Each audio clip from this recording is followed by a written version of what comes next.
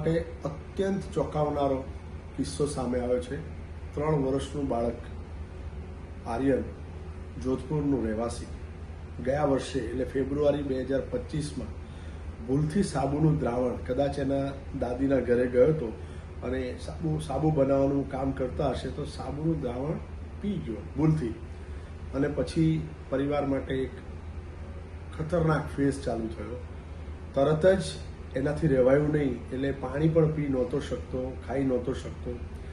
Private doctor પાસે લઈ ગયા, 10-15 દિવસ દાખલ રાખ્યો, કંઈ ઠેકાણું ના પડ્યું, એટલે કોઈ ગેસ્ટ્રોએન્ટ્રોલોજિસ્ટને બતાવ્યું, એને દૂરબીન નાખીને જોયું તો એનું ડાયલેટિશિયન પણ ન કરી શકે, એટલે કે અન્નનળી ખૂબ ખરાબ રીતે ડેમેજ થયેલી હતી।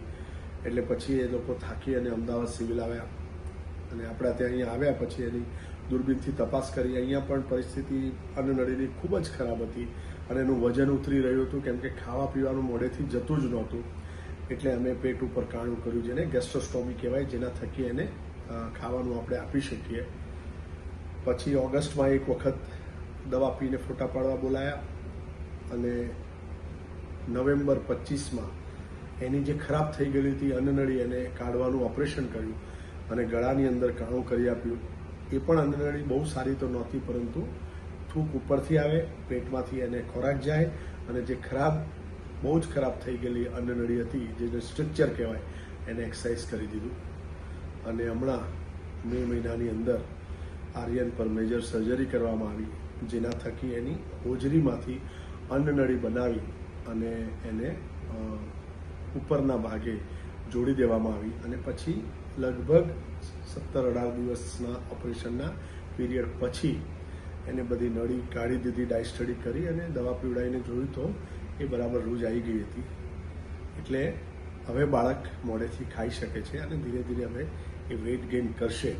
પરંતુ આના ઉપરથી માત્ર એક ખૂબ જ ગંભીર બાબત જે સામે આવી છે કે આપણા બાળક ઉપર ડેફિનેટલી ખૂબ ધ્યાન રાખો। નાનું બાળક છે, એ શું ખાય છે, એ શું રમે છે, કેમ કે સિવિલ હોસ્પિટલના પીડિયાટ્રિક સર્જરી ડિપાર્ટમેન્ટમાં આવા અનેક કિસ્સાઓ સામે આવે છે, જ્યારે કોઈકના કોઈક ફોરેન બોડી એ એસ્પિરેટ કરી જતા હોય, એ ઇન્જેસ્ટ એટલે કે તમારા અન્નનળીથી નીચે જતી રહેતી હોય, અથવા આવા કોઈ પદાર્થો પી લે।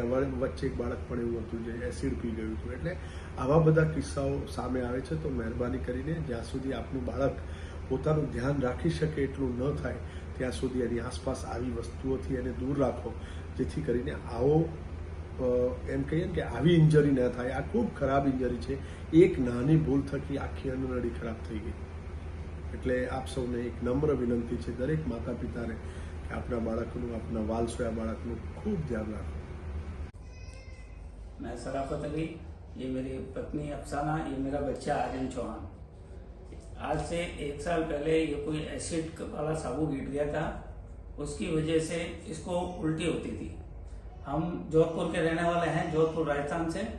तो वहाँ पे इसको मैं काफ़ी जगह लेके गया, कहीं पे इसका इलाज नहीं बैठा। फिर हम इमरजेंसी में यहाँ सिविल हॉस्पिटल अहमदाबाद आए। यहाँ पे इसका इमरजेंसी में ऑपरेशन हुआ। पहले दूरबीन से जांच हुई, फिर यहाँ पेट से एक नली निकाली गई। वो उससे क्या है कि इसकी पूरी नली सड़ गई थी। फिर उन्होंने यहाँ से एक नली निकाली, उसकी वजह से इसको हम यहाँ से पीने के लिए लिक्विड वगैरह देते थे। फिर हमें अगले ऑपरेशन का बताया। जब दूसरा ऑपरेशन यहाँ से हुआ, जो अन्न नली को उन्होंने यहाँ से बाहर निकाला था, उससे थूक वगैरह इसका आता था। फिर कुछ टाइम के बाद में हमने यहाँ से पिलाना स्टार्ट ही रखा था इसका। फिर कुछ समय के बाद में इन्होंने हमें तीसरा ऑपरेशन का सजेस्ट दिया था कि इसको उसमें वापस जोड़ेंगे, जोड़ने के बाद में आपका बच्चा अच्छा हो जाएगा। फिर बच्चे को हम वापस लेके आए हैं अभी, तो इसका ऑपरेशन हुआ, मुंह से खाने लग गया है, इसको उल्टी वगैरह कुछ नहीं हो रही है, एकदम परफेक्ट है। तो मैं गुजरात सरकार और डॉक्टर राकेश जोशी की टीम का बहुत धन्यवाद मानता हूँ। और यहाँ पे आते हुए 1 साल हो गया, हमें 1 रुपए का अभी तक हमारा कोई खर्चा नहीं लगा है। हम यहाँ आते थे तो हमारा कोई पैसा नहीं, खाना वगैरह हमें सब यहीं से मिलता था। इसलिए मैं गुजरात सरकार और राकेश जोशी की टीम का बहुत बहुत धन्यवाद करता हूँ।